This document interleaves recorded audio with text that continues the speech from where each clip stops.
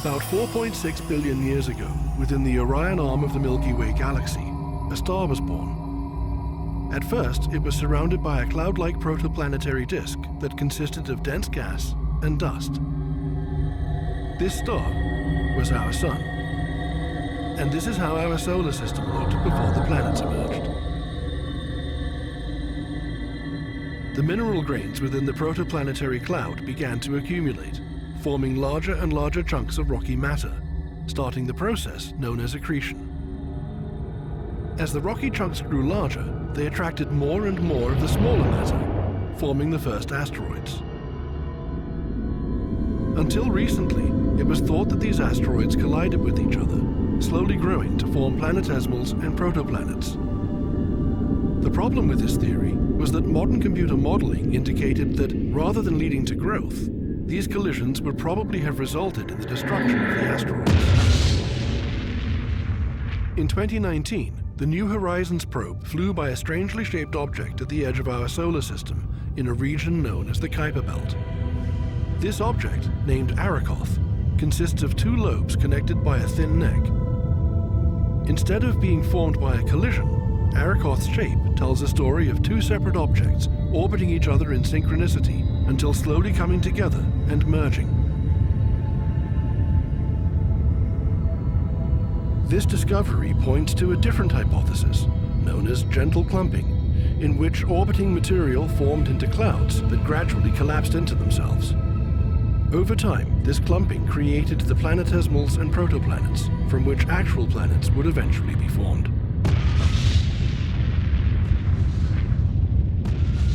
One of these planets was Earth.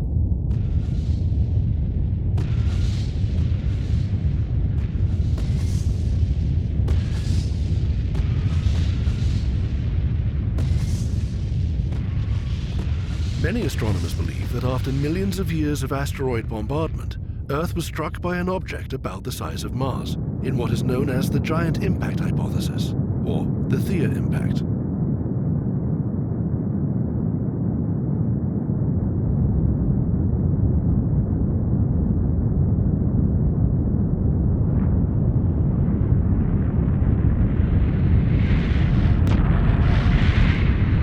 This cataclysmic event generated enough heat to liquefy Earth's surface and turn it into a vast ocean of molten magma. But something else was happening that would literally change the destiny of our planet. Most of the material that was blown into space after the massive impact remained within Earth's orbit. And once again, the process of accretion began. Increasingly larger sized chunks of material joined together and formed a new orbiting satellite, our Moon.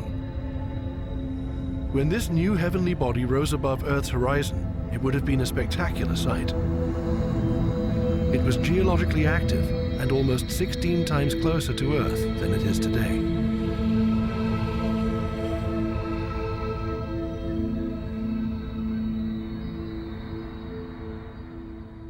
Although the giant impact hypothesis of the Moon's formation is perhaps not an obvious model, it is the most widely accepted explanation today.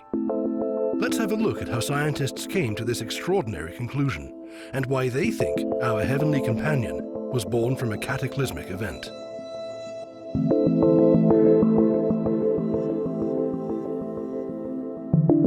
At one point, there were three dominating theories to explain the formation of the Moon. The first one, called fission theory, was proposed by the son of the famous British naturalist Charles Darwin, George Howard Darwin, in 1878. It stated that upon formation, the molten Earth was rotating around its axis so fast that an enormous chunk of lava was ripped from its surface and started orbiting our planet as an independent satellite. The basin of the Pacific Ocean was believed to be the scar that remained after Earth gave birth to the Moon. Another explanation for our Moon's appearance is called the capture theory. It suggests that the Moon was initially an independent planetesimal that formed not far from Earth when the solar system was born. At some point, these two bodies passed at a very close distance from each other, and Earth, being a larger object, captured the Moon, shifted it from its orbit, and gradually tied it to itself. Finally, there was the third hypothesis that explained the moon's formation, called the co-formation theory. According to this model, the moon was assembled roughly at its present location out of the unused leftover rocks and dust that remained after Earth's formation. This model seemed plausible because this is how the planets of our solar system formed around the Sun. Moreover, the satellites of the gas giants like Jupiter and Saturn were born this way. But there was no way to prove or disprove any of these theories without actually getting to the moon and analyzing the soil. Our science took a giant leap forward in the second half of the 20th century with the beginning of the space exploration era. On the 21st of July, 1969, the Apollo 11 module landed the first people on the moon.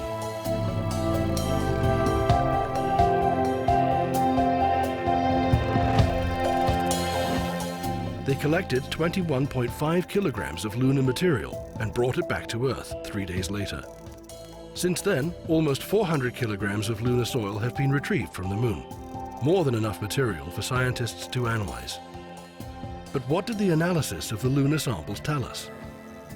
First of all, it demonstrated that although the minerals from the moon were generally similar to those on Earth, they were quite different when studied in detail. Second, the density of the moon turned out to be much less than the density of Earth. Scientists also found out that lunar rocks are almost devoid of nitrogen, sulfur, and hydrogen, the volatile elements that evaporate first if heated. In addition, water was not found in the samples of lunar material. The moon turned out to be very dry. This meant that the surface of the moon was heated and baked at some point, purging it of all of its volatiles.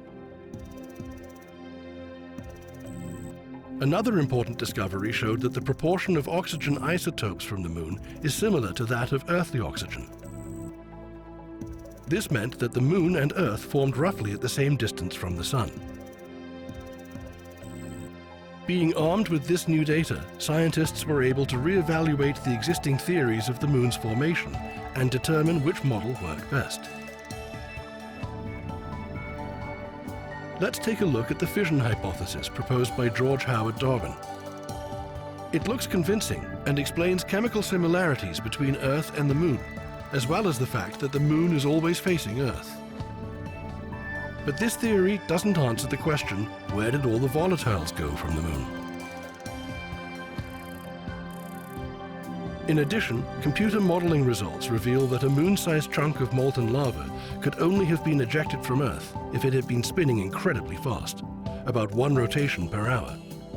The Earth-Moon system just doesn't have that kind of rotational inertia, so the fission theory was dismissed.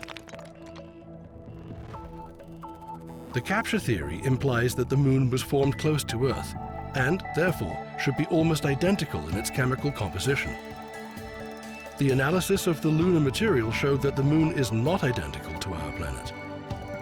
If the moon happens to form in a part of the protoplanetary disk far from Earth, that would explain the difference in composition. But calculations and computer modeling tell us that the moon would have passed at a very high orbital speed in relation to Earth, and Earth would not have been able to capture it. So the capture theory was no longer a contender. The co-formation theory also fails to explain the differences in the composition of Earth and the moon. If both objects had been formed from a common protoplanetary clot, they should have been chemically identical. But they are not. This theory, too, was dismissed. With none of the 3 main theories of the moon's formation being correct, scientists needed a new explanation. One that would accommodate all of the available data and resolve the contradictions of the old hypotheses. In the 1970s, a new hypothesis of the moon's formation started to take shape in the scientific community and became known as the giant impact theory. It went like this. In the early days of the solar system, 2 planets, larger Earth and smaller Theia, existed at the same distance from the Sun. We know that 2 planets cannot coexist in one orbit and will eventually collide. When this happens, the smaller planet is doomed, and the larger one survives. The inevitable collision between the two planets happened around 4.5 billion years ago, when Theia hit Earth at an acute angle. A huge amount of molten rock and heated gases were ejected into space and accumulated within Earth's orbit. And with time, the accretion process led to the formation of a new heavenly body, just over 24,000 kilometers from Earth. In essence, Theia died, giving birth to the moon we still see today. The volatiles like sulfur, nitrogen, and hydrogen escaped during tremendous heating at the time of the impact. This is why they are absent from the moon. The absence of iron on the moon is explained by the fact that almost all of Theia's iron was consumed by Earth. The moon is always facing us with one side, because the moment of inertia of Earth and Theia combined in a single orbital system. It is also likely that Earth's 23.5-degree axial tilt is a result of the giant impact. Of course, we will never find absolute proof of Theia's existence, and it will forever remain hypothetical. But both computer modeling and data from the lunar soil fit with the giant impact hypothesis quite well. Meanwhile, as Earth was recovering from the tremendous impact, its surface started to cool and harden. It began to form an atmosphere of carbon dioxide, carbon monoxide, water, hydrochloric acid, sulfur, nitrogen, and methane that had been outgassed by the destruction of the mantle and the subsequent volcanoes. Although this major catastrophe was now over, Earth remained a hostile place. It was a realm of volcanic terrains, hot, dry, and barren, with a dense, high-pressure atmosphere of deadly gases.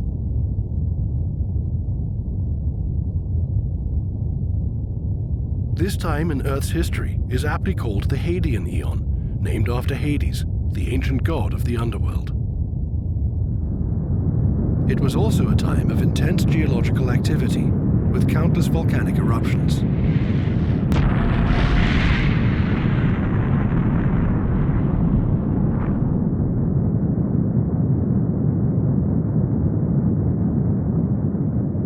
About 100 million years after the giant impact event, Earth had cooled down sufficiently for water released into the atmosphere to obtain the state of vapor, and the very first clouds began to form in the atmosphere. These water clouds increased Earth's albedo, causing more solar energy to reflect back into space, and allowing the planet to cool off even further. Eventually, water was able to exist in its liquid form. Although the temperature on Earth was still above 100 degrees Celsius, the water did not evaporate because the atmospheric pressure was much higher than it is today. This allowed the water droplets to form and head down to the ground in such hot conditions. And this is how the first rain in our planet's history began.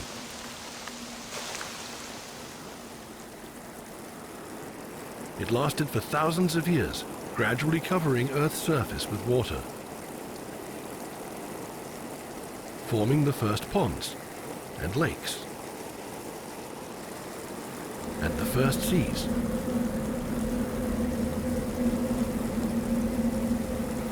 Until the entire planet was covered with water, turning it into an ocean world, enveloped in a reddish methane mist.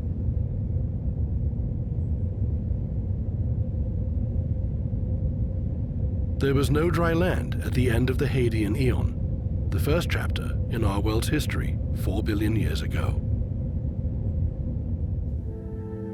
Water is essential to life. It covers 70% of Earth's surface, and it accounts for 60% of the human body. Without it, we simply would not exist. But where did this critical compound come from? For a long time, scientists have understood that even if Earth had contained water upon its formation 4.6 billion years ago, the planet was so hot that it would simply have boiled off. But we also know that there was liquid water on the surface of Earth at least 4.1 billion years ago. So how did it get here? One explanation was that once our planet had cooled off sufficiently to sustain water in liquid form, it was brought here by comets and meteorites. We know that comets consist of ice, which is frozen water. We also have evidence that our planet was bombarded by comets over the course of millions of years. Therefore, the simplest explanation seems to be that ice was delivered here by comets and meteorites, and that when it melted, it filled the ocean basins with water. So, that was the answer. Or was it? In order to verify this hypothesis, scientists endeavored to determine whether the water carried by comets was similar to the water here on Earth. What does that mean? Water is water, and H2O is a universal formula for it. So how could one form of H2O be different from another? It turns out that water is different in different parts of our solar system, and here's how. As we know, hydrogen is part of the water molecule, but sometimes hydrogen receives an additional neutron. When it does, this hydrogen atom is called heavy hydrogen, or deuterium. Our earthly water has a certain proportion of deuterium and hydrogen atoms, known as the DH ratio, which is 1.55 parts per million. As a comparison, the DH ratio of Martian water is 300 parts per million, so we know that it's different from ours. In 1986, when the Giotto probe reached Halley's Comet, scientists measured the DH ratio in its water and compared it to the water here on Earth. The two didn't match. In fact, the DH ratio of the water on Halley's Comet was twice that of ours. After analyzing the water on Halley's Comet, we started to measure the DH ratio in every additional comet we could reach, mainly remotely, using telescopes. When we examined the data from 5 more comets, not one was found to be a match. But there was still hope. Until recently, it had only been possible to measure the DH ratio in comets that came from the Oort cloud on the distant periphery of our solar system. But there is another group of comets out there, called Jupiter family comets. They reside between the Sun and Jupiter, and have short orbital periods of 20 years or less. Because of their proximity to the Sun, they are exposed to significant solar radiation, and by now have lost most of their volatiles. For this reason, they're no longer very bright and are extremely hard to measure remotely. But in 2010, scientists managed to measure the DH ratio of Hartley 2, a comet belonging to the Jupiter family, and they found an exact match to the ratio of water on Earth. It seemed likely, after all, that the Jupiter family comets were responsible for bringing water to Earth. But it never hurts to double-check, so they did. In 2014, the famous Rosetta spacecraft reached the Churyumov-Gerasimenko comet from the Jupiter family and analyzed its water. This time, the DH ratio did not match, which indicated that the comets in our solar system were too diverse in their composition and probably were not the unique source of water on ancient Earth. So where did water come from? After comets proved to be poor candidates, scientists looked to the great quantity of asteroids that orbit the Sun between Mars and Jupiter and form the asteroid belt. They contain water today, and are believed to have contained even more water back when the solar system was being formed. Moreover, the DH ratio of the asteroid's water is quite close to that of our planet. The mystery seemed to have been solved once again, and articles filled the internet with headlines such as "Water brought to Earth by asteroids, not comets." This new hypothesis proposed that asteroids struck Earth, delivering a new layer of material to its surface that contained precious metals, along with carbon, and crucially, water. This layer was called the late veneer. However, recent studies have shown that some of those precious metals on Earth have different atomic signatures than the ones originating in the asteroid belt, casting doubt on the hypothesis. In addition, the timing just doesn't work. The late veneer was thought to have been delivered during the late heavy bombardment 3.8 billion years ago. But today we know that our planet was already filled with oceans at least 4.1 billion years ago. This means that the asteroids could not have been the source of our water. So what was? Apparently, its constituents have always been here, on Earth, since the start of our planet's formation. Not on the surface, obviously, but deep in the mantle, where hydrogen and oxygen elements were trapped in the minerals. When these minerals melted, the hydrogen and oxygen dissolved into the magma, forming water, which was released into the atmosphere through volcanic eruptions. When the surface of the planet was cool enough, water started forming clouds, which finally rained down onto the surface of Earth, filling up the oceans. This is the latest thinking on the subject of water's origin on our planet. Things could change in time, though, if further research leads to new discoveries. As Earth was young and extremely active geologically 4 billion years ago, volcanic cones started rising above the water's surface. They formed small volcanic islands and archipelagos, the first bits of land in the endless primordial sea. Over time, erupted lava accumulated more and more around those archipelagos, and the islands grew larger. Gradually, these small islands grew into larger land masses, the first protocontinents. It was the dawn of another geological time called the Archean Eon, which in ancient Greek means origin or beginning. Although Earth at this time resembled our modern planet more closely than during the previous Hadean Eon, this world was still a hostile and alien place.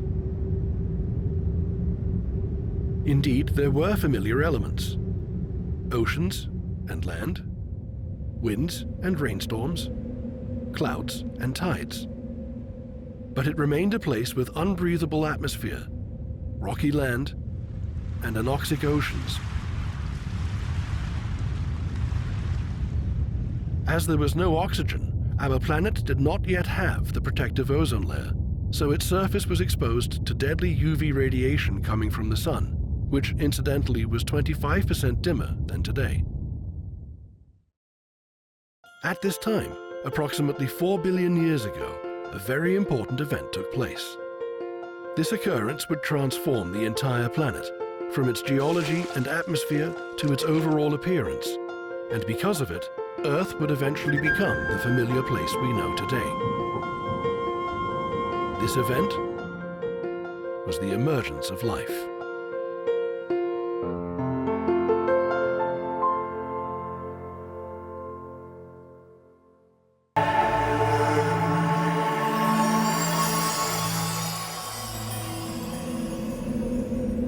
This was Earth around 4 billion years ago at the turn of 2 geological eons. The Hadean Eon, when our planet had just formed and settled, was now over, and a new Archean Eon had just begun. The atmosphere was still unbreathable for any known animal or plant, and the oceans were depleted of oxygen. As inhospitable as it seemed, our planet was already much more than just another barren rocky world in space. Quite the opposite. It was literally teeming with life, invisible to the naked eye. Primitive microorganisms inhabited its water and soil. These first denizens of life were called prokaryotes, single-celled microbes that lacked a nucleus and had no organelles. They were primitive, but by no means simple.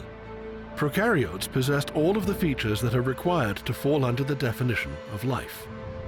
They were autonomous, completely self-sustained, and not dependent on other organisms. They were also metabolizing, or simply consuming chemicals and transforming them into energy for their bodies. Finally, prokaryotes were complex in their organization, able to evolve, develop, and most importantly, reproduce. Prokaryotes became living organisms when they obtained the mechanism that allowed them to replicate and pass on their genes. At first, such a mechanism was a single-stranded RNA molecule that was able to produce its own copies and become a self-sustained chemical system. RNA was able to store the information or blueprint of how to build a copy of an organism, as well as replicate itself according to this blueprint. The weak spot of RNA was that it was relatively unstable and easily damaged by the catalysts or enzymes necessary for metabolism. The solution was the emergence of a much more stable, double-stranded DNA molecule that was essentially a double RNA with a different sugar. DNA became the reliable storehouse of genetic information, while RNA became the workhorse that participated in the transcription and translation of the information into the actual production of proteins, as well as the replication process. These first microorganisms appeared and thrived in a world that would have been deadly for us or any other multicellular animal. They survived on the chemical nutrients in anoxic environments and were likely resistant to the deadly ultraviolet radiation coming from the sun, with no ozone layer in the atmosphere to block it. It is assumed that from 4.3 to 3.8 billion years ago, our planet had been regularly struck with comets and asteroids, resulting in global catastrophes. This hypothetical long-lasting disaster, called the Late Heavy Bombardment event, was caused by orbital swings of giant gaseous planets. Some of the asteroids are believed to have been 3 or even 500 kilometers in diameter. When such large objects hit Earth, all of the water within thousands of kilometers from the impact would have been evaporated. The atmosphere would have become incredibly hot, and huge amounts of molten rock debris called ejecta would have launched into space. This would have been followed by giant tsunamis spreading away from ground zero. Shortly after the impact, ejecta would have fallen back to Earth as an intense, fiery rock shower.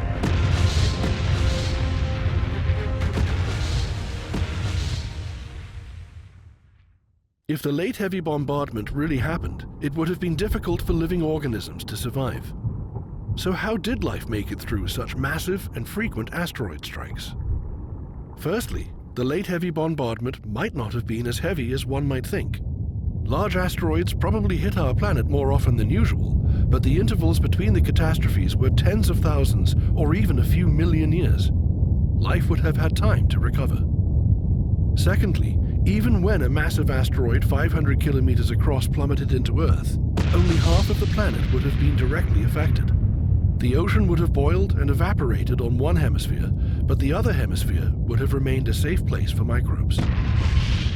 In addition, those microbes most likely populated the soil a kilometer or more beneath the surface, where they would have hardly noticed any disturbance above them. Even today, microbial underground communities comprise 70% of all bacteria and archaea that live on Earth, and their mass exceeds the mass of the entire human population by 400 times. Thirdly, recent research has shown that the late heavy bombardment might not have occurred at all. It's possible that there was only one heavy bombardment that happened during the formation of the solar system, and it ended quite early, before 4.48 billion years ago. This would have allowed life to begin even earlier than previously thought, perhaps more than 4 billion years ago. When we look at the Moon's surface, we see a great number of giant impact craters made by asteroids in the past. Some of these craters, for example the one called the Imbrium Basin, are over 1,000 kilometers in diameter, meaning that the asteroids that made them were at least 250 kilometers wide. If the Moon was intensively bombarded by large objects in the past, so must have been Earth. But when, and for how long? Was it a gradual process that started at the dawn of the solar system's formation and lasted until present? Or was it a catastrophic event when multiple asteroids hit the planets of the inner solar system at the same time? It seemed as though the analysis of the rocks from the Moon brought to Earth during the Apollo missions revealed the answer. When samples of the lunar impact melts were studied and dated, they showed that a huge impact happened between 3.8 and 4.1 billion years ago. This meant that at the same time, a large number of asteroids must have hit Earth as well. Given that it is generally assumed that by that time life on Earth had already emerged, it became hard to imagine how it managed to survive such a catastrophe. Scientists gave this event a name, the Late Heavy Bombardment, or LHB for short, because it happened relatively late in the formation process of our solar system. But why did it happen? From the beginning, the most obvious suspects to blame were the gas giants, Jupiter, Saturn, Uranus, and Neptune. There were different hypotheses as to how exactly these planets wreaked such havoc. But here is an interesting one called the Grand Tack hypothesis. Its name comes from nautical terminology, where the word tacking means the constant changing of directions of a sailboat while traveling against the wind. In this case, tacking is applied to the planets, and to Jupiter in particular. The hypothesis goes like this. When the planets of the solar system were almost completely formed, the initial collisions between the planetesimals and asteroids came to an end. The leftover debris was pushed out to the remote outer orbits, and things calmed down. But not for long. Soon, Jupiter, which initially formed at 3.5 astronomical units from the Sun, got caught up in currents of flowing gas that was still abundant at that time in the young solar system. It then started to migrate inward, towards the Sun. As Jupiter migrated, Saturn followed right behind. By the time Jupiter reached the 1.5 astronomical units point, it captured Saturn in an orbital resonance. While Jupiter made 3 circles around the Sun, Saturn made 2, affecting Jupiter with its gravity. In the meantime, the gas in between the 2 planets had expelled. As a result, both gas giants stopped their migration towards the Sun and reversed their direction of travel, starting to move away from the center of the solar system until Jupiter ended up at its current orbit of 5.2 astronomical units, and Saturn at 7. It is thought that in the beginning, Uranus was the most distant planet of the solar system, while Neptune formed between Saturn and Uranus. The gravitational disturbance caused by the dance of Jupiter and Saturn switched the orbits of Uranus and Neptune, having thrown the latter right into the peripheral ring of rocky and icy leftovers that remained after the solar system's formation. Neptune started orbiting among these rocks, throwing them in different directions, like a snowplow. This is how the multitudes of comets and asteroids from the edges of the solar system ended up heading towards the inner planets, including Earth, and eventually colliding with them. The grand tack hypothesis had its strengths and weaknesses in its attempt to explain the formation of the solar system as we observe it today. Until recently, it also helped to explain the late heavy bombardment event that was said to have occurred as a result of the gas giant's orbital swings. But there came another, even more plausible model of the solar system's formation that was called the early instability hypothesis. It implies that at the time the planets were just forming from the protoplanetary disk, the orbits of the planetesimals were highly unstable. The gas giants formed first, followed by the rocky inner planets. In fact, computer simulations suggest that initially there was an additional icy giant planet orbiting the Sun. While forming, the planets kept changing their orbital eccentricity, meaning that their orbits constantly went back and forth from being circular to elliptical, affecting the distribution of gas and building materials in the developing solar system. The hypothetical icy giant was thrown away into outer space, and the planets finished forming. Eventually, their orbits stabilized for good. The early instability hypothesis explains and describes the evolutionary process of the solar system in its early stages quite elegantly, and when digitally simulated, predicts the formation of a planetary system exactly like ours, with the right number of planets placed in the right locations and being the right sizes. It even allows for speculation that the hypothetical icy giant that got expelled from the solar system could indeed be that mysterious planet X astronomers are hunting for. But there is a problem. The early instability model doesn't leave any room for the late heavy bombardment event. If the solar system stabilized very early on, about 4.5 billion years ago, what caused a huge number of space rocks to hit Earth and other inner planets around 4 billion years ago? Do we even know for certain that the late heavy bombardment actually happened? We cannot find evidence of such ancient impacts on our planet. Erosion and plate tectonics would have destroyed the craters long ago. This is why scientists have looked for clues on the planets, satellites, and asteroids that are not subjected to wind, water, and constant surface recycling. Such an ideal spot was the Moon. Interestingly enough, along with the emergence of the early instability model that doesn't predict any cause for the late heavy bombardment event, the evidence that gave us reason to believe that this event did happen became less and less convincing. In recent years, some researchers have started doubting the results of the melted lunar rock dating. They suggest that dating could have given erroneous results due to the very small number of samples. or could have been affected and reset by the later asteroid impacts. It also could be that initially, scientists dated the samples that point to a single catastrophic impact that indeed did happen on the Moon 4 billion years ago, near Mare Imbrium. Moreover, in 2019, a study of the most ancient Martian meteorites suggested that all major collisions of Mars with asteroids had come to an end by 4.48 billion years ago. So where does all of this leave us? The gas giant's orbital migration and orbital instability might have taken place, but much earlier than was originally thought. Additionally, it looks as though there was only ever one heavy bombardment of Earth, during the formation of the solar system, which probably ended 4.48 billion years ago. As for the late heavy bombardment event, the evidence that has been accumulated in recent years suggests that it most likely never occurred, and early life on Earth did not have to struggle with a superheated atmosphere and evaporated water. Further research will probably clarify whether the late heavy bombardment was real or just a phantom theory. Regardless of whether or not the late heavy bombardment actually happened, large asteroids and comets did collide with Earth from time to time, leaving giant impact craters that would eventually erode away.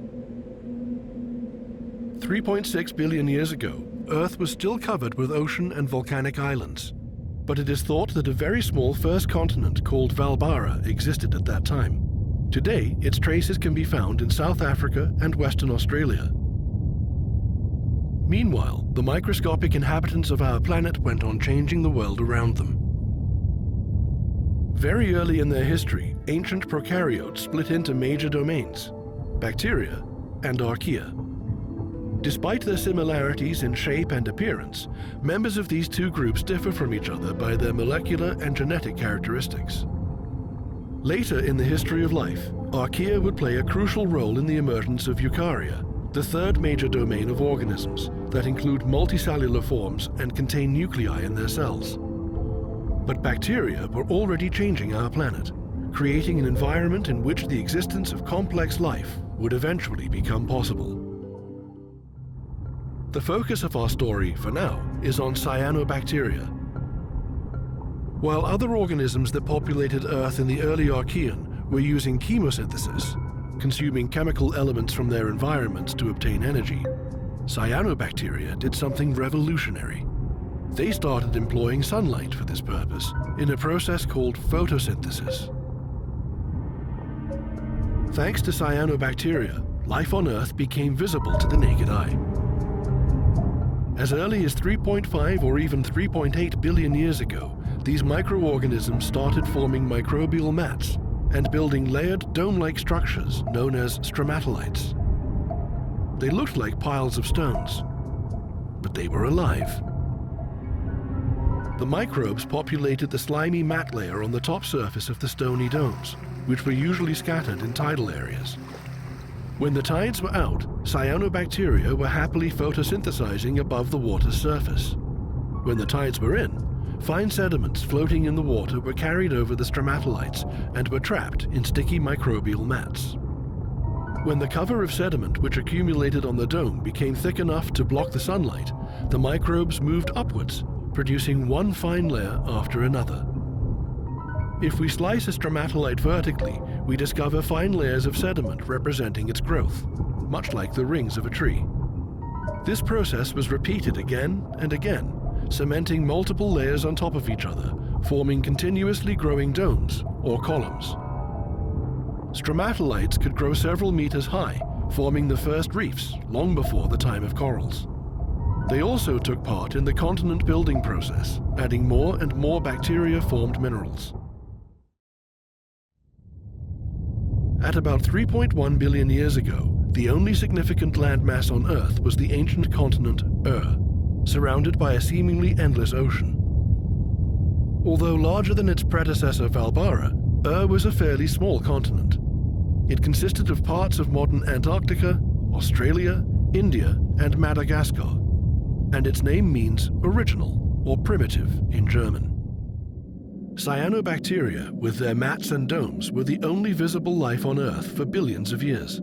Stromatolites populated large tidal areas around the continental shores, taking various forms, shapes, and sizes.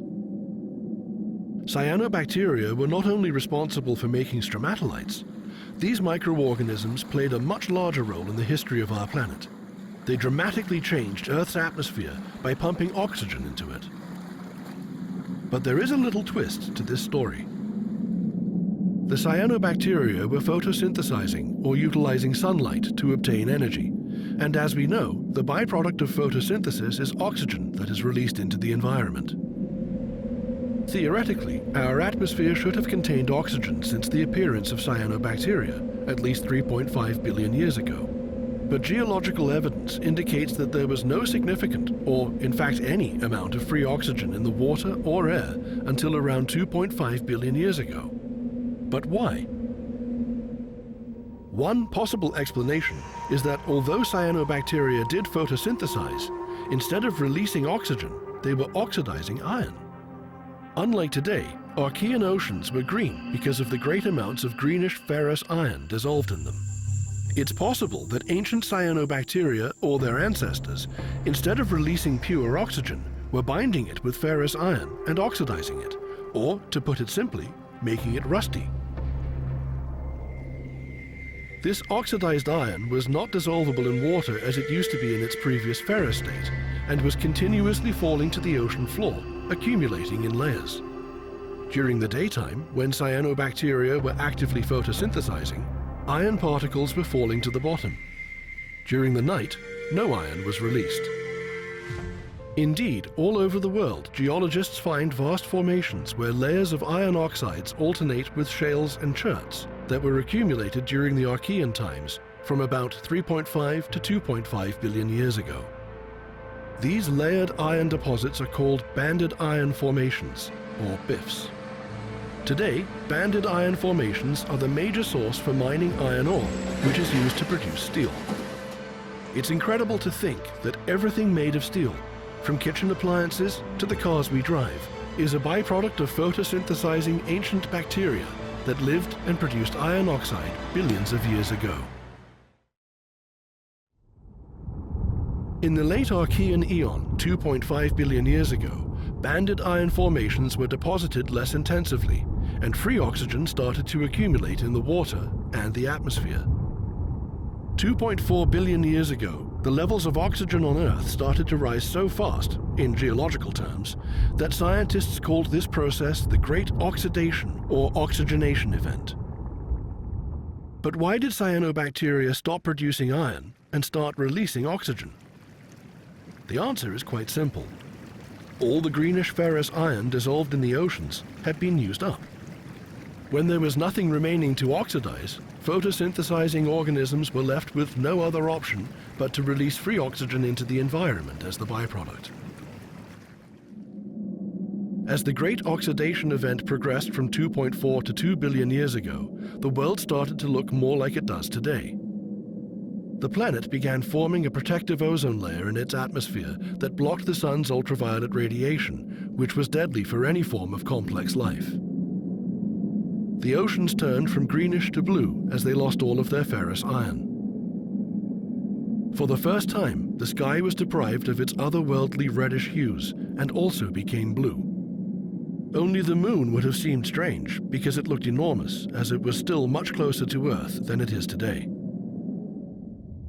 The geography of our planet also changed by the late Archean Eon. Ancient was replaced by a significantly larger landmass assembly called the Knorrland supercontinent that stretched from north to south and included parts from most modern continents. Knorrland existed from 2.7 until 2.4 billion years ago, when the continents broke apart and continued their tectonic dance. But what would happen after such a dramatic change in the planet's atmospheric composition and the appearance of a large landmass? It would be the dawning of a new eon.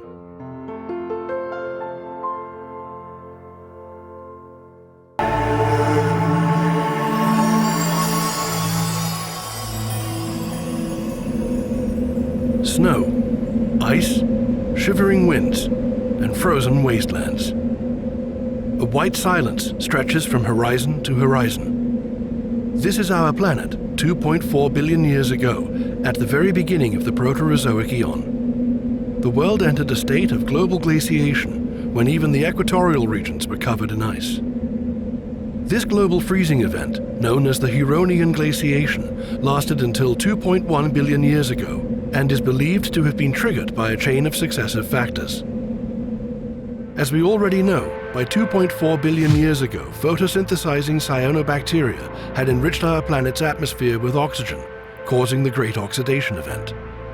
Although this enrichment ultimately created an environment that could sustain complex life, it came at a price. It likely caused the planet's first mass extinction. To most of the microorganisms that populated Earth at that time, oxygen was a poisonous gas. But an even more dramatic consequence of this event was that oxygen replaced greenhouse gases in the atmosphere. The amount of carbon dioxide, which is known for keeping our planet warm, dropped dramatically. And methane, an even more powerful greenhouse gas which had dominated our atmosphere since the Hadean Eon, was reduced to the trace levels we see today. One reason why the concentration of CO2 dropped was the formation of the first large supercontinent, Land. When this large landmass became exposed to the air, CO2, which was dissolved in rain droplets, fell to the rocky ground and became trapped in the sediments, being withdrawn from the atmosphere. With much less greenhouse gas to trap the heat, the global climate became cooler, and ice sheets started to build in the polar regions and the highlands.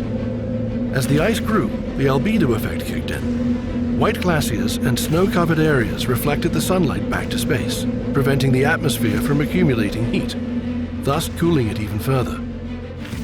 It didn't take long for the enormous glaciers to build up and advance from the north and south to meet at the equator. This was not the first time that glaciers had appeared on Earth.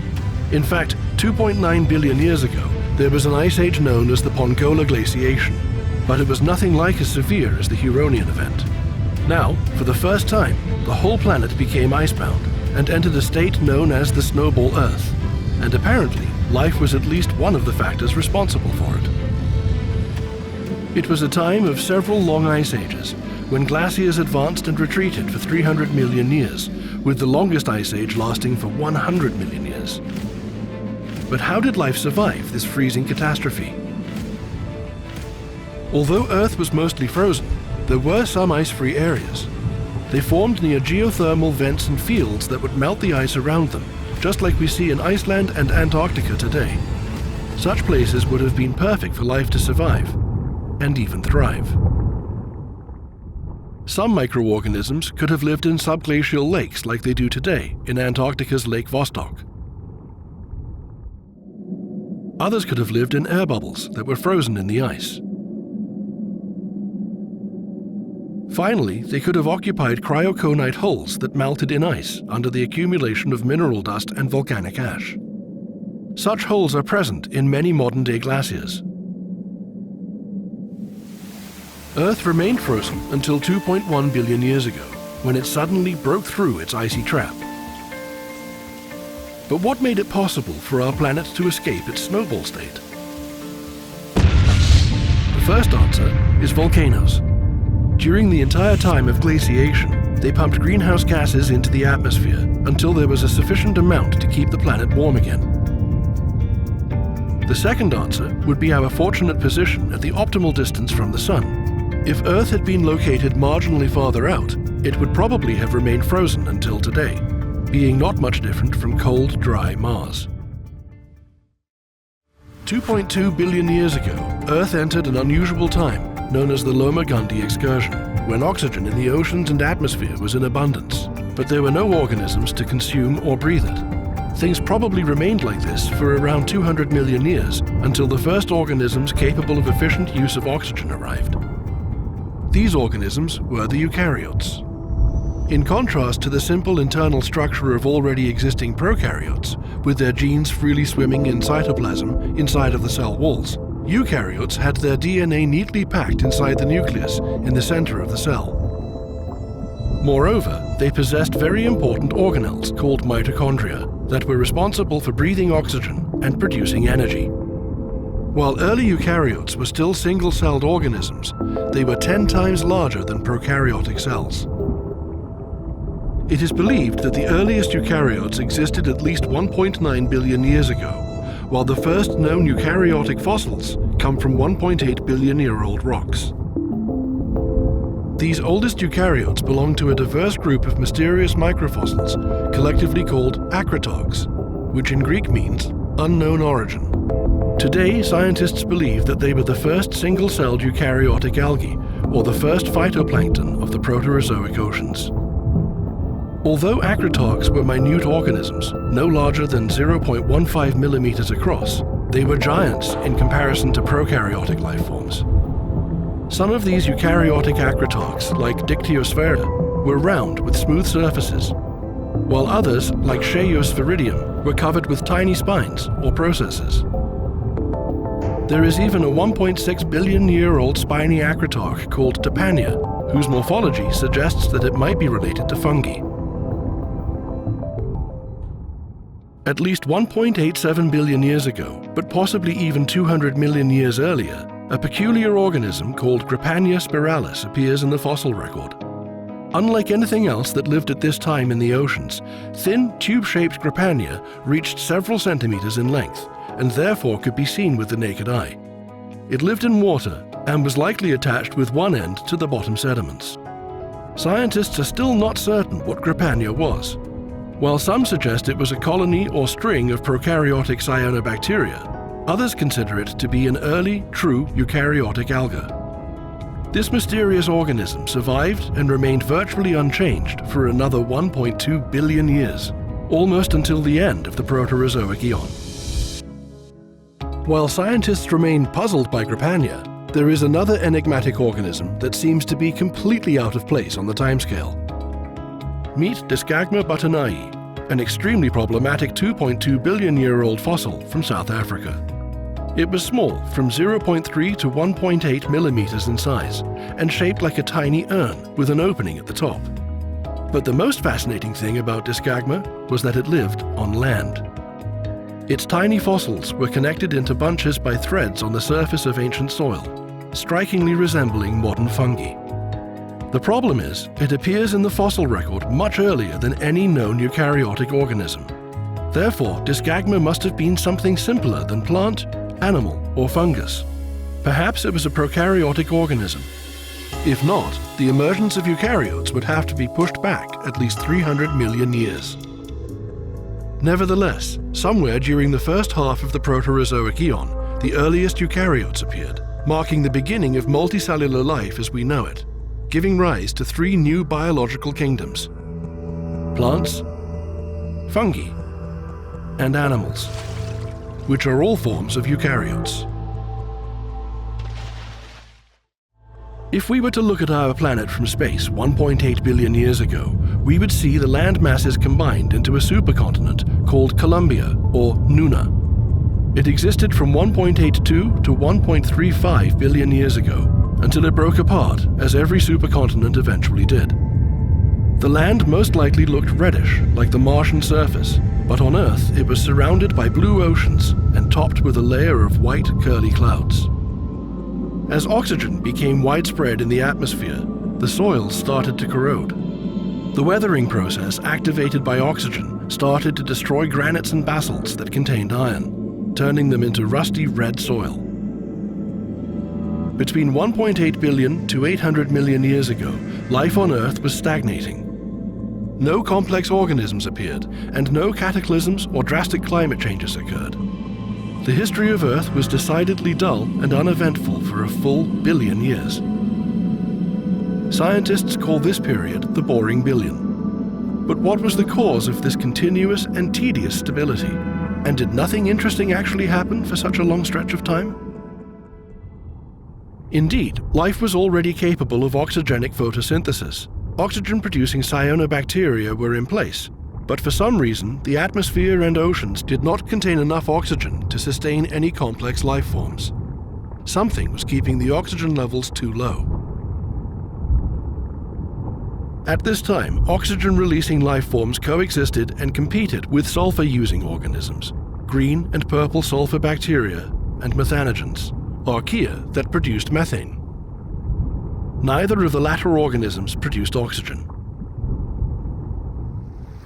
The oceans during the boring billion were stratified. There was a thin 3 to 6 meter deep surface layer that was oxygenated and inhabited by photosynthesizing single-celled green algae, including acritarchs. Below this clean layer and down to the bottom, the waters were completely anoxic and populated with purple sulfur microbes and methanogens. Towards the end of the boring billion, when oxygen-producing organisms finally outnumbered sulfur-using bacteria, as well as methane-generating archaea, oxygen levels started to increase, paving the way for the emergence of complex life forms. By 1 billion years ago, a red alga called Bangiomorpha discovered in the Canadian Arctic appears in the fossil record. Despite its antiquity, it strikingly resembles Bangia, a genus of red alga that exists today. Fascinatingly, Bangiomorpha, which inhabited the shallow seafloor just a little more than 1 billion years ago, had male and female spores, making it the first known sexually reproducing organism. In 2020, Chinese scientists discovered a peculiar fossilized green seaweed called Proterozoic anticus that came from 1 billion-year-old rocks. It was only 2 millimeters in size, but of enormous importance. It may be the oldest fossilized green plant ever found.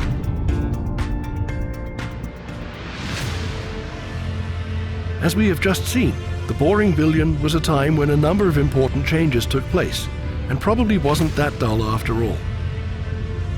When it officially ended 800 million years ago, the land masses assembled into another supercontinent called Rodinia, which derives from the Russian verb to give birth, and was surrounded by the ocean Mirovia, from the Russian word mir, which means world. The land was still devoid of any complex life. Only bacterial mats surrounded the water bodies and wet areas, but in the ocean, things were quite different. While bacterial mats like soft and colorful carpets covered the bottom between mounds and pillars of stromatolites, the water column was populated with microscopic organisms, and substantial areas of the seafloor were covered with kelp-like seaweeds.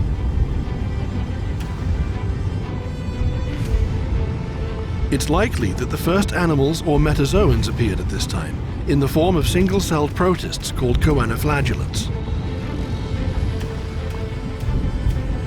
These organisms look like little sacs with a collar around a thread-like appendage called a flagellum.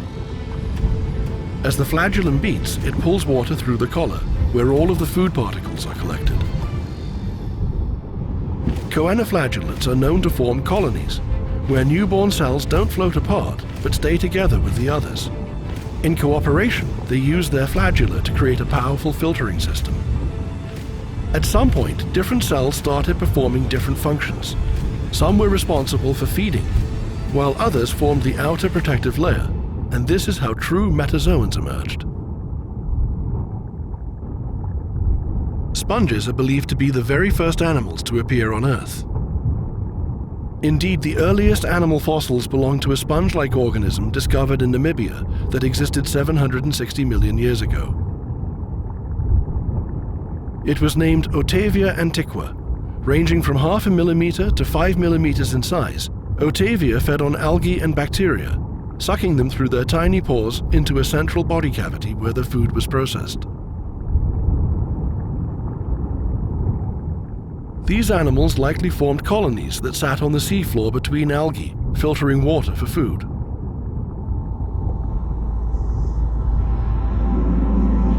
Around 720 million years ago, Earth started to cool down again. In fact, there were at least 2 subsequent glaciations, and quite possibly, our planet turned into a giant snowball once again. These glaciations are thought to have been caused by similar factors that caused the Huronian event: the increase of oxygen in the atmosphere and chemical weathering as the Rodinia supercontinent started to split apart. Both processes removed CO2 from the atmosphere, making it cooler. This ice age lasted for 85 million years, until 635 million years ago, and the whole time period was named the Cryogenian. Once again, volcanoes eventually replenished the atmosphere with CO2 and thawed the global ice cover, returning the climate to normal. And Earth has never since experienced such severe glaciations as seen in Proterozoic times. Around 620 million years ago, the majority of land masses gathered together in the southern hemisphere and formed another supercontinent called Pannotia. Its assemblage coincided with another ice age called the Gaseous glaciation, but it lasted only 340,000 years and was not nearly as severe as the previous ones. It appears that at that time, Earth just managed to escape another snowball state. The final 94 million years of the Proterozoic Eon are named the Ediacaran period, and this is when truly strange and almost alien creatures appeared.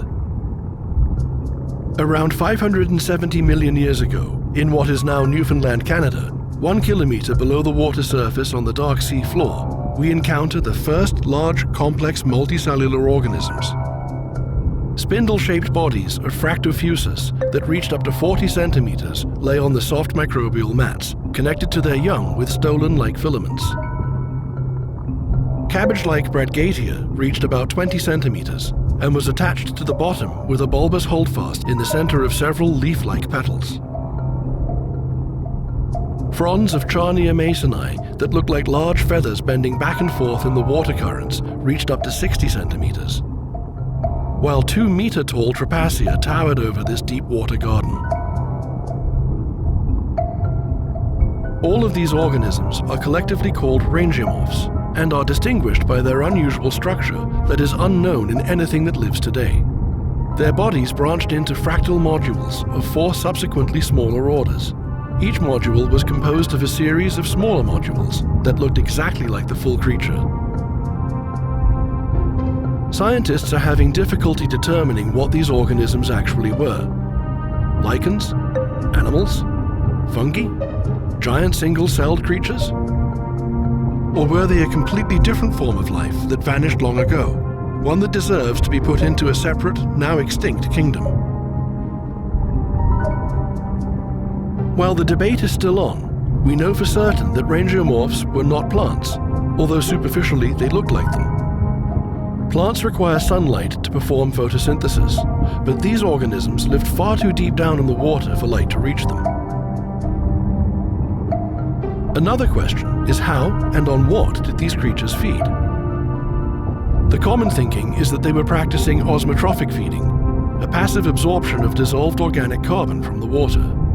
This is probably why the rangeomorphs grew fractally, increasing their surface area to absorb as many nutrients as possible.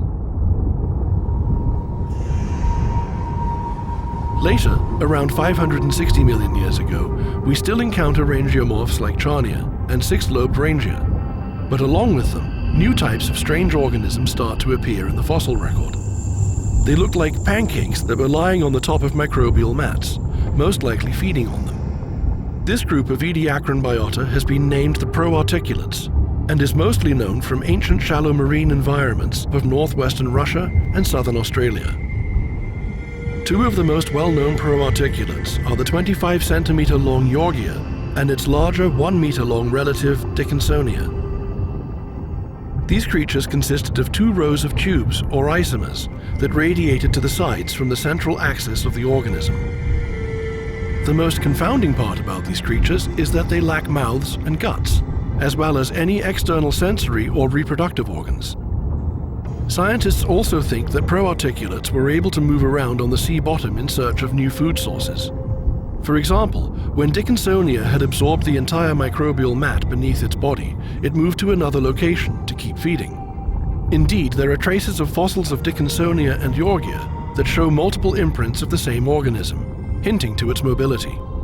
Additionally, a recent study of lipid biomarkers extracted from Dickinsonia fossils revealed something fascinating: cholesterol. This indicates that they might have been animals after all. While the affinity of Dickinsonia and its kin is still debated, there was another Ediacaran creature called Kimberella, whose classification is more or less agreed upon. Trace fossils suggest that it was mobile, bilaterally symmetrical, and might have possessed a feeding organ with teeth similar to that of mollusks. This is why Kimberella is thought to be a bilaterian animal, possibly an early mollusk that grazed upon microbial mats, as modern snails do. But the most convincing discovery, indicating that the first organisms resembling modern animals appeared in Ediacaran times, before the Cambrian explosion, was made in 2020. Through most of the second part of the Ediacaran period, there is fossil evidence of burrows that with time gradually increased in complexity and were most certainly made by worm-like animals. But the makers of these burrows had remained elusive. Finally, rocks from South Australia revealed 555-million-year-old fossils of a tiny worm-like animal that was named Eukaryotes. It lived and made its burrows among other Ediacaran organisms of uncertain origins. But Eukarya was something far more familiar. While this several millimeter-long organism was neither impressive nor pretty, it's hard to overestimate its significance. Scientists believe that animals like Eukarya arrived just before the time when life radiated into a huge variety of fauna, such as worms, mollusks, arthropods, and even vertebrates. Earth's long 4 billion-year journey was a prerequisite for life to achieve today's wonderful diversity. After the Proterozoic Eon was over, life literally burst into various forms and shapes. During the next 540 million years, in what is called the Phanerozoic Eon, life inhabited all possible ecological environments. From vast oceans to land, and even the air, changing this ancient planet into the place we call home.